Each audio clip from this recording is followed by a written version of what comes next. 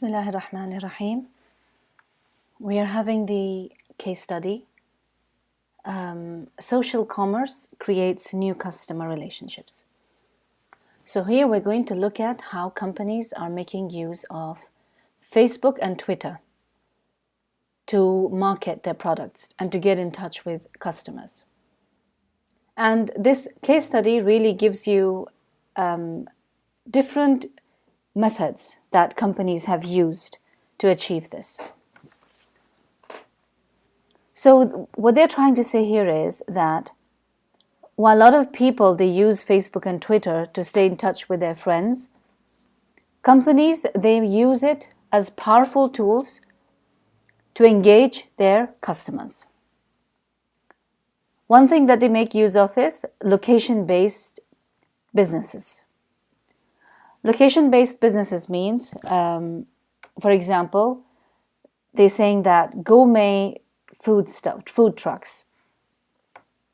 So we have like a mobile restaurant, and they go and park their truck in different places, like different parks, or in front of like a big circus or gathering. Okay, so they have these gourmet food trucks that they park in different places in the city, and people come there and enjoy food. So these companies, they can make use of Twitter because they can simply just tweet their location, and any customer who's in that area will come to know that there's a food truck in the area, and they can go and buy the products. Another useful way of interacting with customers is, for example, if there is a private clinic, okay, a private, let's say, a beautician or a spa, and it's very famous, it's always got customers, so it's very difficult to get appointments with that spa. But if they start having, like, if there's cancellation at the last minute, instead of having that time go free without a customer, they can simply advertise that appointment. They say unexpected appointment available, okay, or last minute appointment available today. So it's beneficial for the company because the customers, they can have that space easily filled with another customer, and it's good for the customers because they know exactly when will there be an available free slot coming up.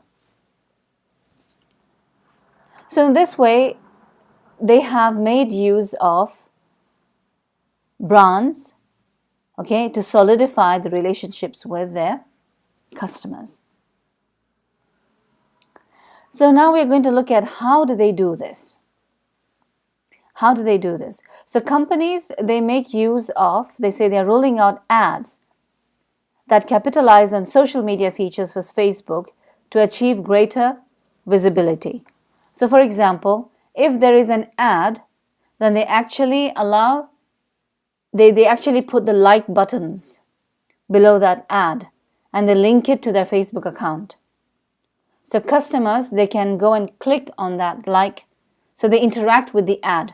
So instead of just seeing a normal ad on the website, okay, it's becoming interactive now.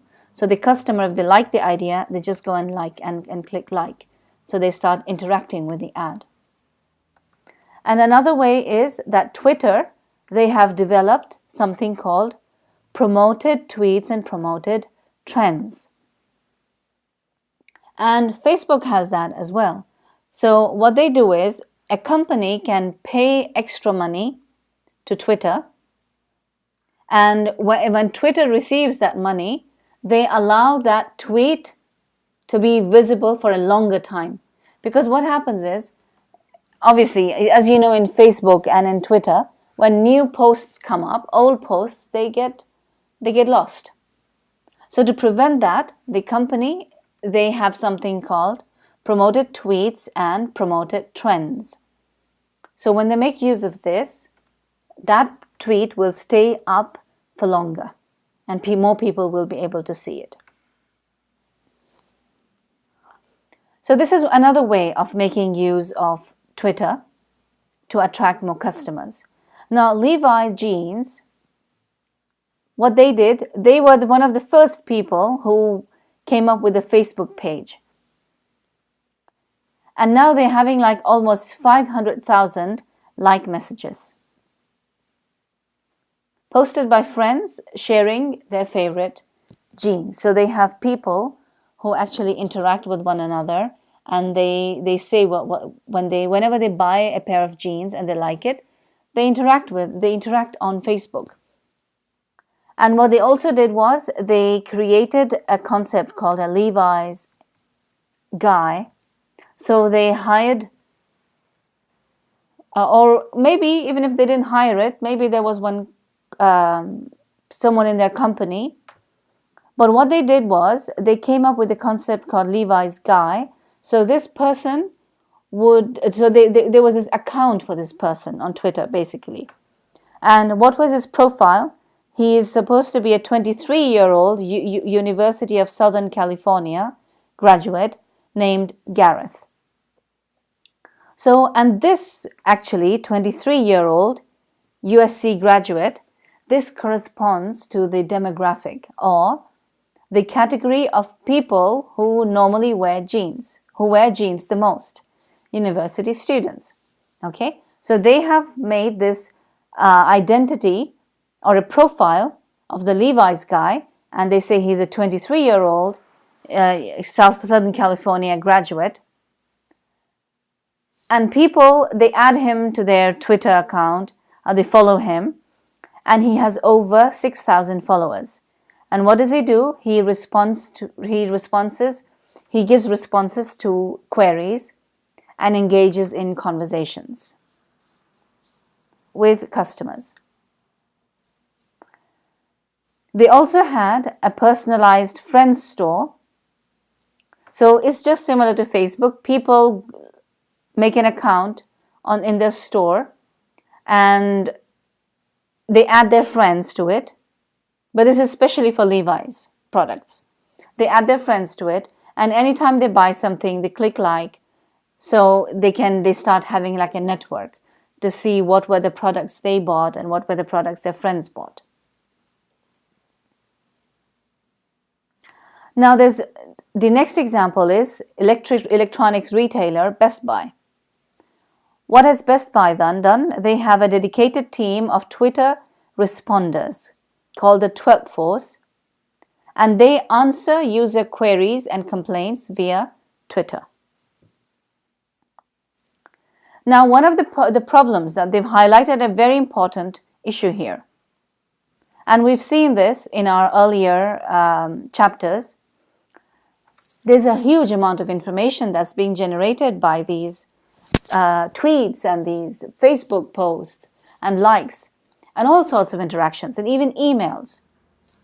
So how does this company learn from all this information that is being generated on a daily basis?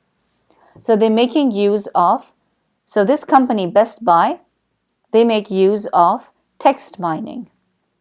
So they gather all this data in the form of likes, in the form of comments people have left on Twitter, on Facebook, via email, and they convert all that data into useful information. So Best Buy has got a central analytical platform that can analyze any kind of unstructured data it supplies. And based on this analysis, the results that they get, they will know. So we started a Facebook campaign of saying to people that if they invited 5 of their friends to Facebook, to the Levi's, to Best Buy store, then they would get a 10% discount. Let's say this was the offer, okay? That anytime a customer invited 5 friends to the Best Buy website, and anytime those friends came and registered, that customer would get a 10% discount. So how do they know that how many people have actually done that? And how many people have actually succeeded in recruiting more friends? So they can do that using these sort of analytical platforms. So in this way, they can easily, or they can very specifically know which products are hot and which are not, and the impact of their advertising campaigns. Then we have Wrigleyville Sports. It has 3 retail stores and e-commerce sites. What does it do? It sells sports-related clothing. And because there's a huge craze of baseball and rugby and different sports in the US, they've also have, so there's this Chicago Cubs team, okay, and these are, I believe, hockey, ice hockey team, and they have a huge fan following. So what does Wrigleyville Sports do? They sell like things like panini makers. So if you put the sandwich, it comes out with a Chicago Cubs logo on it. Okay, all sorts of ways of attracting customers. So so the company has been building a Facebook following for over 3 years. And this is much of the same content in the email that they have. It's the same thing as they have on the Facebook page. However, what differs here is Twitter, because you can't post big things on Twitter. They have to be limited to 140 characters.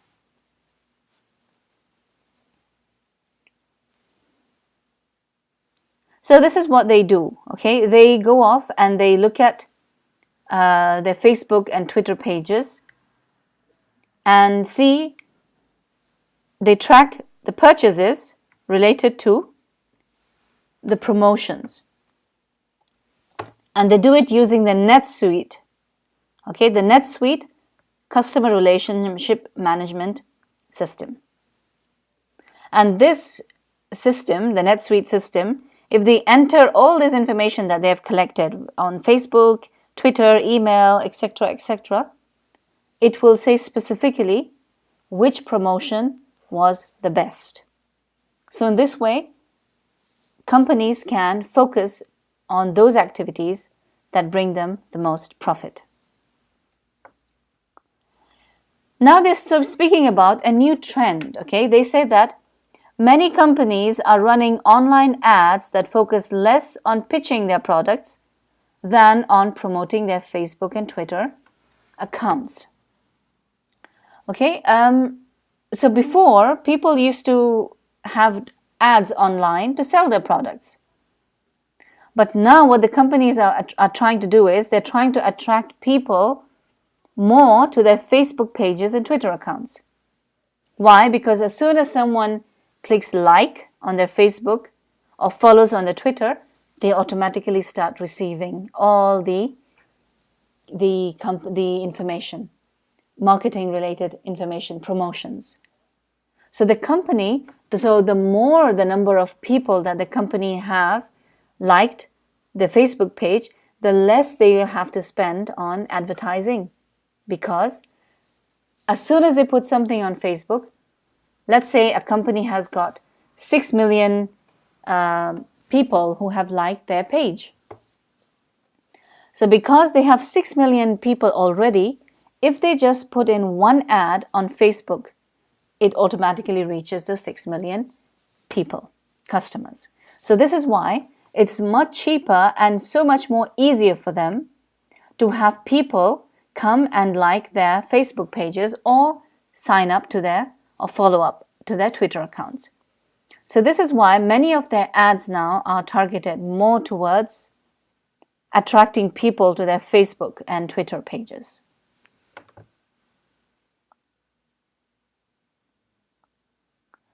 So that when they go to their page, they can then see videos or things like that. What they're also doing is they're incorporating live content from Facebook and Twitter. I was trying to actually get this information. Unfortunately, I couldn't find one online, but I'll try and explain it to you.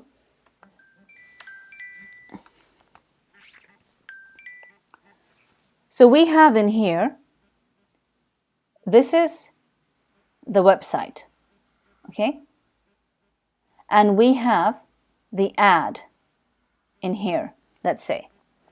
So what they do is, if you were to just stay on this ad, it will automatically open something which will show you their live Facebook page or Twitter page.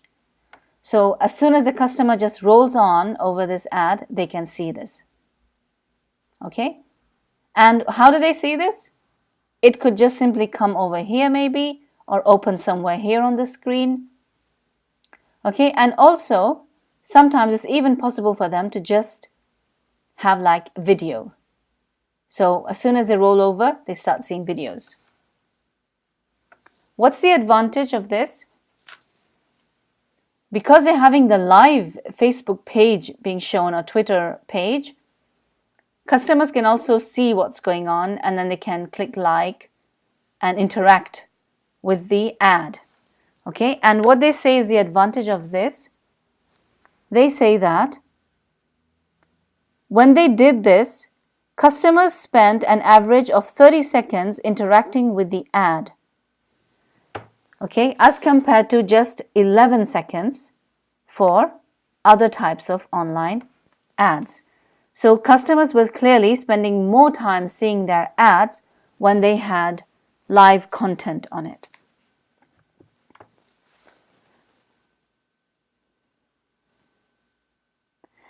Then they spoke about Mrs. Mayer's website. Now this Mrs. Mayer's website, I actually went online and saw what it was about.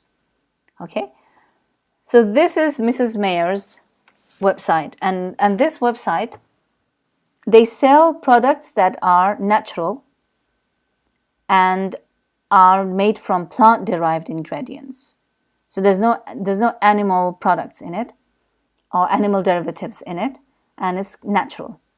And they allow customers to choose from the scents. So they have different products: house cleaners, hand care, body care, laundry, air fresheners, etc. Now the reason I wanted to show you this website is that if you see this here, it says 4.8 rating on Google, customer reviews. So if I were to click on this, you can see here that the majority of customers have given them a 5-star. Very less have given them 4-star, and even less 1-star and 2-star. So what happens if someone like us, a new customer, if we go and we see this, it builds our confidence in buying that product. And another thing that our case study highlights here is, it says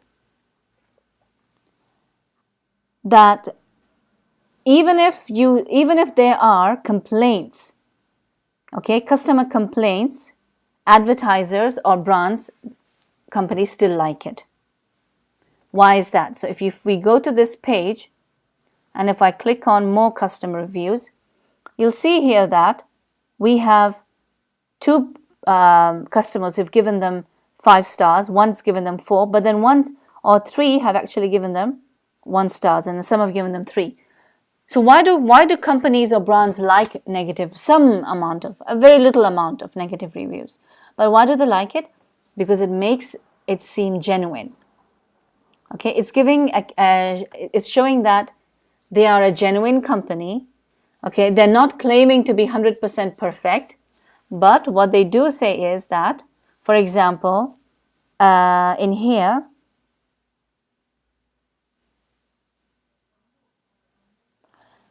it says that, so the first time, it says, I love Miss Mayer's products. No back order status, nothing really. I haven't heard from them for almost 20 days. So the customer is not complaining. Okay. But what does the customer say? Very atypical behavior of them. It's very strange for them to do this because they're normally very prompt. So this is actually showing a genuine case. Okay, then the next customer comes up and says their products are the best. So in this way, if you see that it shows like a real case. And this is what companies like. So an example, they said JCD Repair is a 6-year-old iPhone, iPad, and Android repair business. And they found it encouraging for customers to post reviews of the service on Facebook, Yelp, and Google+. So something similar to this. Okay? And they said that almost the vast majority of reviews are overwhelmingly positive. But the owner, Matt McCormick, believes that even the bad reviews can be useful, because the bad review makes you look more credible, and it can also give you very valued feedback, because feedback is very important. If a company doesn't know what they're doing wrong, then it will be difficult to maintain customers, because sometimes the company will not know and they'll keep on doing the wrong things and they'll end up losing customers.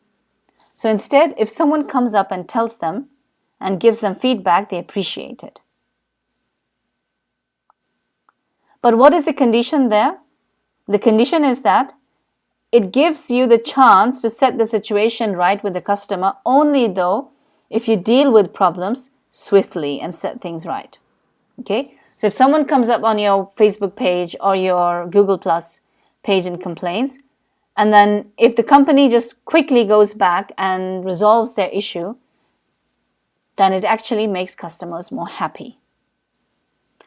But then this thing, they say, can actually backfire sometimes. And they've given the example of Starbucks. So what did Starbucks do? In 2009, they launched a social media contest.